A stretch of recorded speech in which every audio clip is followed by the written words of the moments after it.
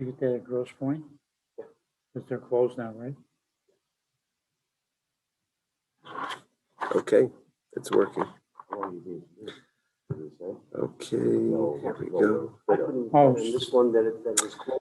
Okay, it's working. Good morning, everyone. Boker Tov. Francis, September. Great to have everybody. It is an honor to conclude this Zman, B'li Ayin Hara, with our final shir. Hakaras Tov to Stanley Weisbrot for sponsoring this morning. Thank you to all of our sponsors over the course of this Zman. And thank you to everybody for participating. We will, Emir Hashem, reconvene in Elul, and I'll share by email some of the details. We have been exploring the question of who is a Jew over the course of the entire year. So this morning is an epilogue to that issue. We began in 1958 with the Israeli government political crisis regarding the registration of children of intermarried couples, right? Of intermarried couples. So 4 years later, in 1962, this issue of who is a Jew came to the fore again, another time. Now, the person whose response to this issue we are going to explore today was not asked in 1958. In 1958, he was still single, not yet married. He was in Boston, in Harvard, in graduate school, pursuing his doctorate in literature, and he was not yet the Rosh Kollel of the Reitz Kollel that he would subsequently lead, and also not yet the Rosh Yeshiva of Yeshivat Har Etzion, which he would later lead together with the late Rav Yehuda Amital, Zecher Tzadik Livracha, and this is Rav Aaron Lichtenstein, Zecher Tzadik Livracha. So Rav Aaron, in 1958, is still pursuing all of these things. In 1960, we spoke about this, how he got married after the Rav recovered from his illness, or after the Rav was being treated from his illness. 1962, we have a resurgence of the issue of who is a Jew. And Rav Lichtenstein addresses it in an article. Now, this article is now published now in the second volume of Leaves of Faith, so you can get it, it's available. The first part of the article deals with the immediate case that arose in 1962, which we'll talk about first. And the second part of the article reflects more broadly on the question of who is a Jew and brings us full circle to what we started with in the Hakdama and to what we've been dealing with until now. Glenn, why don't you jump right here next to Ira, you'll grab the chair. So the case that precipitated Rav Lichtenstein's article and the interesting discussion in 1962 is a court case that arrives at the Israel Supreme Court, which is decided by the 5-panel of judges by a 4-1 margin, surrounding a man whose nickname is Brother Daniel. That's what he goes by, Brother Daniel. That's how he's called. His real name, or his original name, I should say, was Shmuel Rufeisen. Polish. So how did Shmuel, Brother we'll get Daniel again. come about? We'll explain it. Shmuel Rufeisen. His Polish name was Oswald. He was born in 1921 in a town called Zadzal, or Zadzala. I don't know exactly how to pronounce it. And in November of 1941, he's 20 years old. He arrives in Mir. He arrives in Mir, in this Polish town, bearing false identity papers, and he works as a translator in the local police station. Of course, what's going on in Mir in November of 1941? It's overrun by Germans. Yeah. He told, because he had access to all of this information in the ghetto, he told Jews when things were going to happen, when there are going to be roundups. And because of that, because he let people know, he was able to rescue, thanks to him, around 200 Jews escaped from the Mir ghetto, went to the forest and were saved by joining the partisans and hiding. Probably could have saved more had they listened to him. Well, okay, I'm not, No. I don't know. But you know what I'm saying? A lot No, of people that- say it's not gonna happen. That, you have to look at every specific case. I have no idea if that was the case here, but it's very significant. And then after the liquidation of the ghetto, his real identity became known. He went into hiding. Where did he hide? Right near the police station was a monastery. So he goes into the monastery and he hides from August 1942 until December 1943 in this monastery while they're still looking for him. During his stay in the monastery, he decides to convert. He converts to Christianity, and at the end of 1943, as a Christian, he leaves the monastery and goes to the partisans in the forest. He joins the Russian partisans in the Nalaboki forest, and after the war, he joins a Carmelite order and becomes a Catholic priest, changing his name to Brother Daniel. In 1958, he emigrated to Israel and joined the Stella Maris Monastery on Mount Carmel. He's a Carmelite monk. And he gets there, and you see on the, if you were here, you have the pictures. If you're online, you can hopefully see.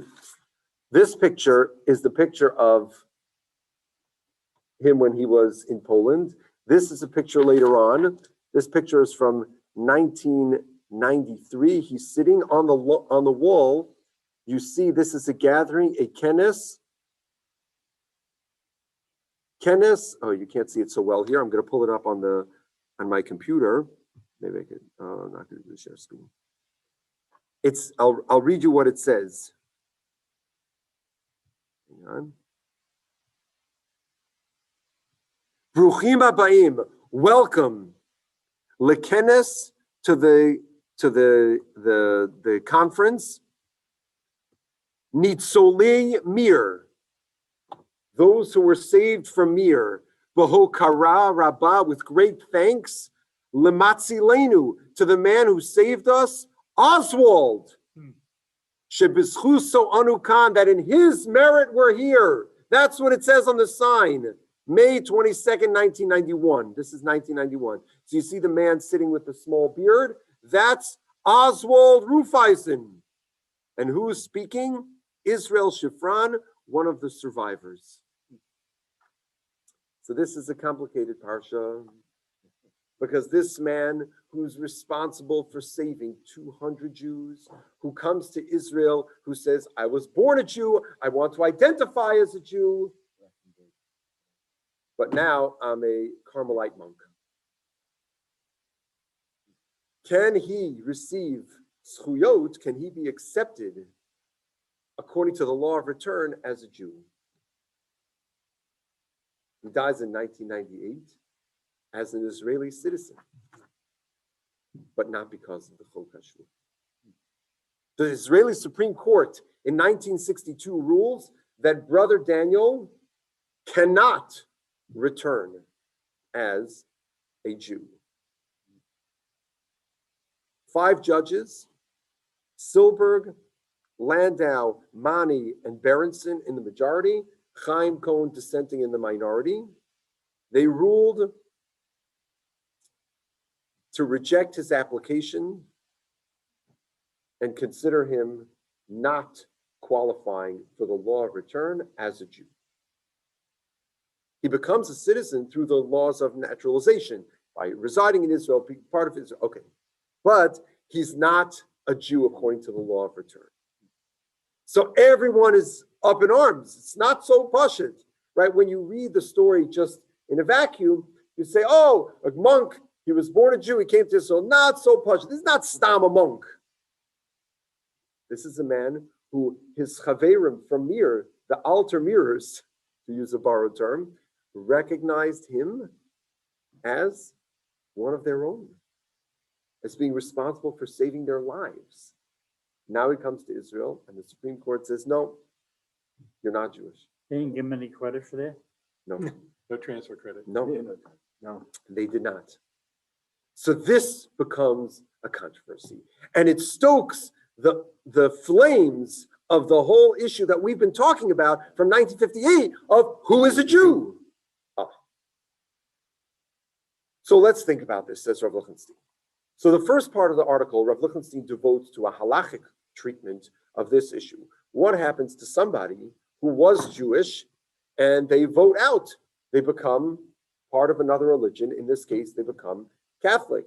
So in halacha, we have multiple categories that relate to such a person. In the Gemara, they're usually referred to as a mumar, and often in the Achronim and the Rishonim, in the later commentaries, this person is referred to as a Meshumad. So either Mumar or Meshumad, we have different categories. We have a Mumar who is Ochel Nevelos L'Teyavon. They eat non-kosher food out of expediency, not because it's a principle. They went to the Dunkin' Donuts down the block, they see that it's closed. So they're too lazy to go to the new kosher Dunkin' Donuts down at Grosse Pointe, so instead they stop at Burger King. That's Ochel Nevelos L'Teyavon. If they had Dunkin' Donuts right there, they would eat from the kosher Dunkin' Donuts, but they eat from the treif because it's more convenient. Then you have Mumar Ochel Nevelos Lahachis. God forbid a person deliberately, intentionally. Then you have Mumar is L'chal Shabbos, God forbid, Mumar Avodah Zarah, Mumar Chol Torah Kula, etc. All these categories. But Rav Lichtenstein points to another factor which needs to be taken into consideration here. And he says twice in the article that we have to be careful before we go applying it to specific cases. Let's say to Brother Daniel, you have to know all the exact circumstances, and I don't know. You would have to really research and do the documentation. Rav Lichtenstein says there's another element here, and it's not just the element of the particular averos that the person does. He tells you a story that he heard from Rav Yosef Dov Halevi Soloveitchik. The Maisa. The Rav told over this Maisa about his grandfather, Reb Chaim, that there was a man, he was an apostate, Rachmana litzlan, a prominent Russian Jewish apostate, who was very active in governmental affairs. And the Jews in that area were, they were in need of assistance all the time. So this person was having a particular milestone that was going to be noteworthy. It was going to be significant. So a group of Rabbanim were passing around a little letter to try to be mechazik and give him some kind of acknowledgement. Reb Chaim refused. Reb Chaim said the person's a meshumid. They're a meshumid. There's no recognition. There's no birthday party. There's no engagement. Person's a meshumid. A couple of years later, there was a young Bundist Jew, anti-religious man, who also was in need of significant help. And Reb Chaim was very helpful. Oh no, I'm sorry, I got the story wrong. It was before. So someone came to Reb Chaim and said, why are you not helping this politician, this Meshumid? A couple of years ago, you helped this Bundist Jew a lot. You stuck your neck out for him. So Reb Chaim said, there's a difference between an Avarian and a Meshumid. An Avarian is somebody who violates Averus, a sinner. But a Meshumid is somebody who, in his entire personality, becomes an apostate. They completely and totally abandon their Jewish identity. Reb Chaim said the Meshumid, his children won't even know that they're Jewish. So Rav Lichtenstein discusses at length this issue of distinguishing between somebody who violates halachos, who is an Avarian, versus somebody who's a Meshumid, who adopts a foreign religion, where they totally transform their personality. And so he uses a Gemara in Yevamos, where the Gemara says that there was a group of people, Kusoim and Shomron, Samaritans, who Chazal viewed them as completely not Jewish. How did they become completely not Jewish? Just because they assimilated. The answer is because their personality was transformed. So Lichtenstein goes back and forth between these two poles, between the sinner and the Meshumid, in trying to determine whether or not somebody is a Jew. Once a Jew, always a Jew. Yisrael, Afal Pi Shechatu Yisrael, is that the case? Is that really true? That's what it sounds like from the Gemara. Well, yes, but no, exactly, until a certain point. Maybe Yisrael, Yisrael, even if he violated all the halachos, but at a certain point, his personality is transformed. Now, does that mean the person would totally lose all of their shame, Yisrael? Would, let's say that apostate, when they came back, would they have to convert? From the beginning? Yeah, would they have to go through conversion? Probably not. On the other hand, we say that that person, according to many opinions, would actually have to go to the mikvah. It's like a quasi-conversion. So it's this very complicated story, but yeah. So when I was in Israel the first time, I was on a point you were. We had Ethiopian, we had Yes. also Hodu, we had people from India. Yeah. And it split right down the center, and it was about their practices and how far across. So from Ethiopia, they would just need to go to the mikvah, and they're done. Because they could be considered Jewish. Right, but the village, the Indian village needed to go Interesting. through because they were far enough away from the practices that they were no longer living a Jewish life. They were not Jewish in their personality. Right. So this is exactly what Rav Lichtenstein starts sifting through in this article, which is fascinating. Because now what we talked about all year in terms of who is a Jew from a halachic standpoint, now when we're looking at it from the reverse, when somebody's trying to leave, how do we see that? At what point is it possible and can we consider them no longer Jewish? So according to the Supreme Court of Israel, this man, Brother Daniel, was not Jewish to qualify for the law of return. Would that mean he would need to convert when he came back? It's a good question. Probably not. Why did he want to become Jewish again? Because he viewed himself as Jewish. He viewed himself as a Jewish monk. He was born a Jew. He said he died a Jew. That was his tzava. So why did he convert? Because he felt that he could still add that to his identity. Now, Rav Lichtenstein points out that one of the challenges is that the nature of Christianity, and it's especially at its origins, was primarily exclusive. That it wasn't just a yes and, that it was a rejection of and an embrace of something new, a rejection of something else, an embrace of something. Oh, okay. But then Rav Lichtenstein talks about the second half of the discussion, not the halachic part. And this is the part that I think for us helps us package and consider and wrap up so much of what we've talked about all year. Just a quick question. Yes. When he died, was he buried in a Jewish cemetery? That's a great question. I don't know. Was it resolved or not?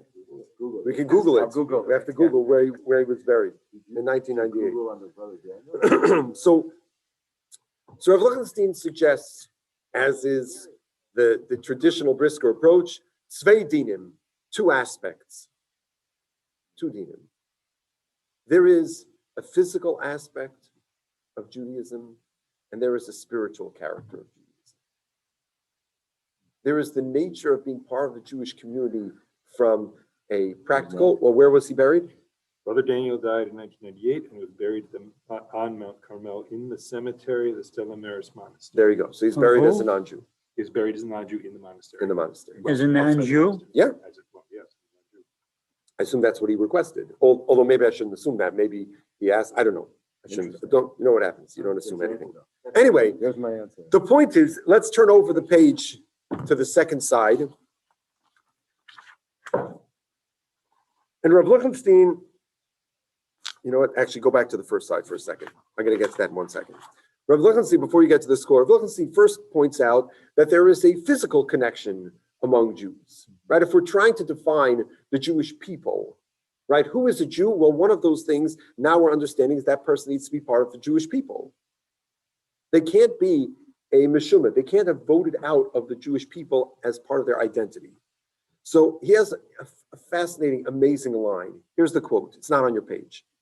A distinct, what are we? We are a distinct socio-racial unit divinely endowed with a religion, unique religion, and charged with a special historical function. The religion is confined to the group and the group to the religion. So on a physical level, we're part of a group. We are individuals who are part of a group. And yet on the spiritual level, we also have a distinct nature. Take a look at this quote on the front here from this French philosopher, Ernest Renan. It's part of a conference that he led in 1882 on What is a Nation. Rav Lichtenstein quotes this. Of course, I never heard of Ernest Renan, but Rav Lichtenstein knows who he is. A nation is a soul, a spiritual principle. Two things, which in truth are but one, constitute this soul or spiritual principle. One lies in the past, one in the present.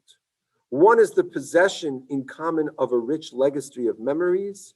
The other is present-day consent, the desire to live together, the will to perpetuate the value of the heritage that one has received in an undivided form. So yes, there's one aspect of us which is physical as a people, but then there's the other aspect of us which is spiritual.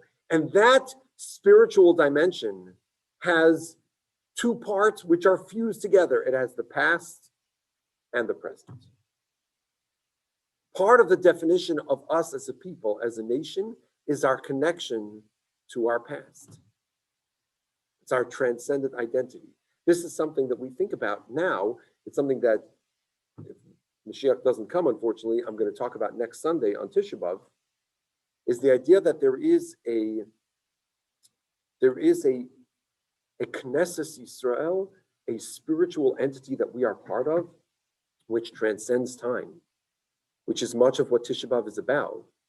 We're recounting events that are different eras in history, but somehow they become woven into one narrative because we're not bound by time. The Jewish people are an entity that transcends time. We're part of something which is both the past and the present together. It's one, it's one, right? That's what he's talking about. That's what Renan is talking about. And we see this in Halacha. Now turn the page. There's a Mishnah in Psachim, which is quoted by the Gemara Menachos, and the Tosfos there makes an incredibly important observation. Who raises this Tosfos in our context? None other than the Gaon, the Chassid, Rav Menachem Zemba, Hashem Yikom Damos Chus Yagan Aleinu. Rav Menachem Zemba quotes this in a letter, in a tshuva, in a collection called Zera Avram. Rav Menachem Zemba, he was, the Eloi of Praga, of the suburb of Warsaw, before he became one of the great spiritual giants of the Warsaw Ghetto, running a clandestine network of underground sewer and bunker yeshivas. He was killed during the Warsaw Ghetto uprising on Shabbos Chol Hamoed Pesach. So Rav Menachem Zemba has an essay in the Zera Avram where he talks about the nature of a tzibur in the context of a korban tzibur. He has an idea which is also talked about by many other achronim. They emphasize the same thing. There's an article on the idea of a korban tzibur from a Rav in Gush by the name of Rav Danny Wolf. So in one of the footnotes, I heard this part from Rav Shechter from the name of Rav Soloveitchik, the Rav. In the footnote, Rabbi Danny Wolf says the same Yesod appears in the Rogat Shover and in Rav Amiel and others, and Rav Menachem Zemba quotes this Tosfos for the same Yesod. The Gemara says here, Tanan, we have a Mishnah. Hashochet es haPesach ala chametz. If you shech the korban Pesach and you have chametz in your possession over below saseh, there's a special iser, a special prohibition of lo sishchat al chametz dam zivchi. You're familiar with this, right? Erev Pesach, you can't have chametz when you have shchitas Pesach. Reb Yehuda Omer af hatamid, also the korban tamid. Says the Gemara, va'omer Reish Lakish, la'olam, in truth, eino chayev ad sheyeh o l'shochet o l'zorik o l'echad mibnei chabura ima ba'azara. Who is in violation of the Isser of Shchitas Pesach ala Chametz? Only if you fall into one of the following three categories. If you are the Shochet, the slaughterer, or the Zorik, the person who splashes the blood on the Mizbeach of the Karban, or one of the members of the Chabura, the people who own the Korban Pesach. Echad mibnei Chabura. But a random Joe, Ploni Almoni, if somebody else shechts the Korban Pesach, you're not in violation of the Isser of Lo Sishchar Al Chametz Dam Zivcha. You have to be connected to that Korban Pesach. So look at Tosfos. Tosfos here, Dira Mascha Ola Echem Minei Chabura. Zog Tosfos, A Pesach Koi. This is talking about Pesach. Avol Stamei, Pshita, Delo Machai Mishum Echad Mi Yisrael. Change gears on the side. The word Stamei is changed to tamid. The korban tamid, of course, the korban tamid is not going to be a problem for any random person, any random Jew. Wait a second. Who brings the korban tamid? Or more precisely, when we say brings, whose money is used to pay for the korban tamid? Where do we look to? Where do we go to? Which fund is used to buy communal offerings? The Machzis HaShekel, the Trumas HaLishka, the fund which is collected from all the Jewish people. It's a korban tzibur, it's a communal offering, so it comes from communal funds. Well, that means, who owns the korban? All Jews. There is no passerby Jew. So why is it that Tosfos thinks it's obvious that the korban tamid, obviously, there's no way that every Jew who owns chametz on Erev Pesach is a violation when they shech the korban tamid shel bein rabbaim. Why is that so obvious? Why is it so obvious? The Gemara even has, it's rejected. The Gemara had a Havamina in Renachos. One of the opinions out there, it's rejected, is that maybe Kohanim shouldn't give Machzis HaShekel because they are going to contribute to the korban tzibur, to the communal offerings, and some of the communal offerings are menachos which are eaten, and a Kohen is not allowed to eat a mincha that he brings. Minchas Kohen kol tia lo seachel. So the Gemara rejects that, but one of the interpretations in that, it's actually not everybody agrees with this, but it's the same principle. Ein Sham and Rashi in two places deals with this issue. The answer is that there's a difference between a shutfus and a tzibur. What is a shutfus? And this is what Rabbi Nachum Emba develops, and this is what I heard from Rav Shechter in the name of Rav Soloveitchik, Zeichat Tzaddik V'Kaddosh L'Vracha. A shutfus is a partnership. So we can make a partnership with all of us, everybody in the shir, we each give money, we become partners. In a partnership, each one of us is identified as an owner. We are individual owners who have collective ownership.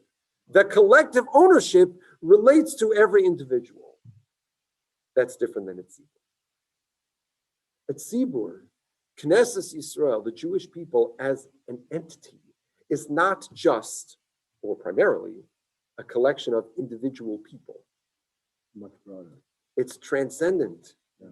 The sum is greater and different than its parts. Yeah. We can have a shul with 1,000 people, 1,000 members. We're all shutfim. The Jewish people, as it together, we can get together, and this is what Rabbi Menachem Zemba is discussing, different kinds of gatherings of Jews. We can get all Jews together and make a collection, a fund for a particular thing. It'll just be a mammoth, enormous shutfus. Tzibur is different. Tzibur is the national identity which transcends time and place.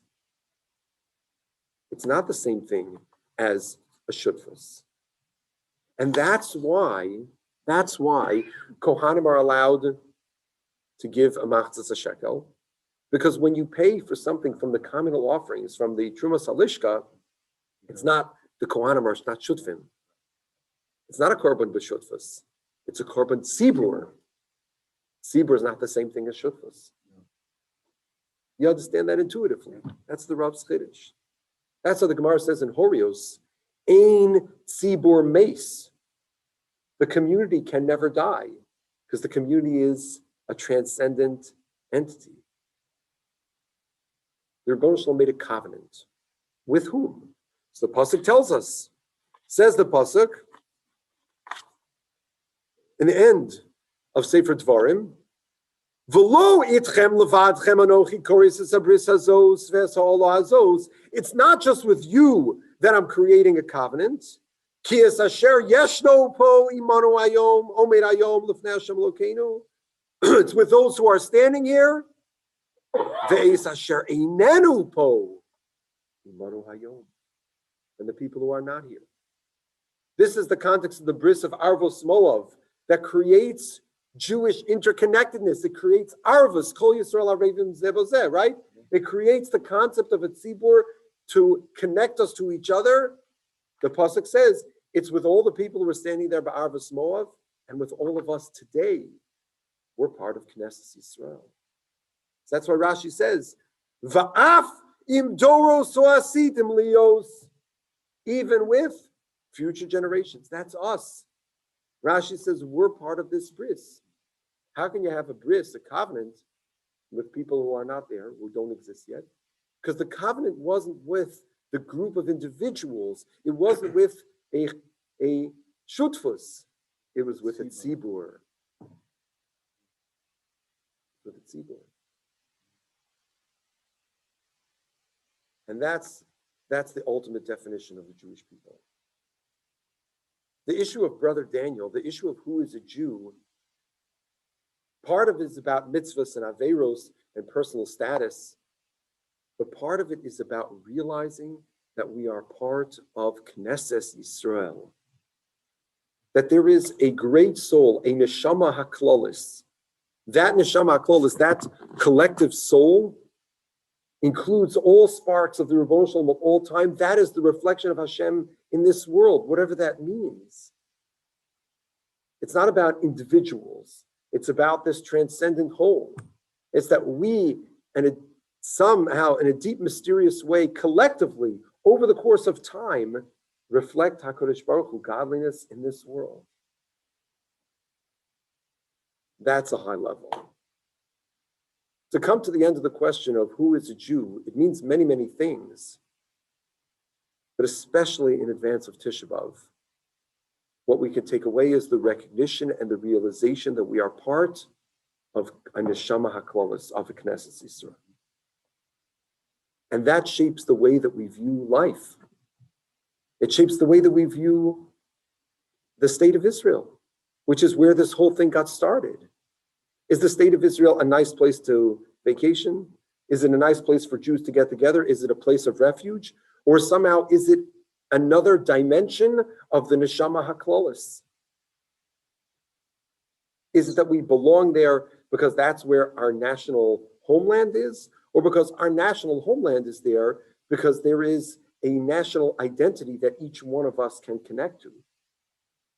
I think it even puts it more in perspective coming out of the pandemic, coming together and as a tzibur coming in. Exactly. But this is where sometimes we need to think bigger, and this argument, this orientation of the Knesset Yisrael helps us and challenges us, is that in Chutz La'aretz, we're broken.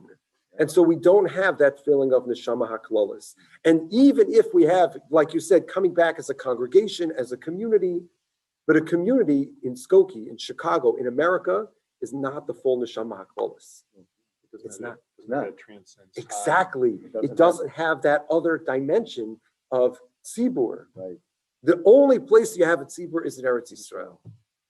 Yeah. That's why when you talk about the idea of a Sanhedrin, the idea of a Sanhedrin is both from a juridic standpoint, from adjudicating cases, but it's also from a representation standpoint, from a representative body that represents all of the Jewish people. Who do they represent? The Jews in Israel. Because Eretz Yisrael is the place where that neshama haklalis exists. We tap into it from here, and maybe that's part of our avoda. Part of what we're mourning on Tisha B'Av, and part of what we're striving for, is to wake ourselves up, to get out of the self-definition of, oh, I'm an individual Jew, I have a relationship with God. And even out of, I'm part of a community, I built the shul, the mikveh, the school, the kollel, all the important institutions, but to realize that we're part of something even larger. Getting ourselves out of the loneliness. Eicha yashva bada. That's right. And that's a big piece of what we are thinking about at this time. Yeah. To realize that our connection to Israel and our connection to history is through this lens of the neshama haklalis, of the tzibur. When we ask ourselves, who is a Jew? We can make a lot of observations, right? We've had a lot of perspectives. But ultimately, one of the key perspectives, one of the key things that we need to take away is that a Jew is part of the Jewish people. And that is a neshama haklalis, that is a transcendent entity. Wow. It's been an amazing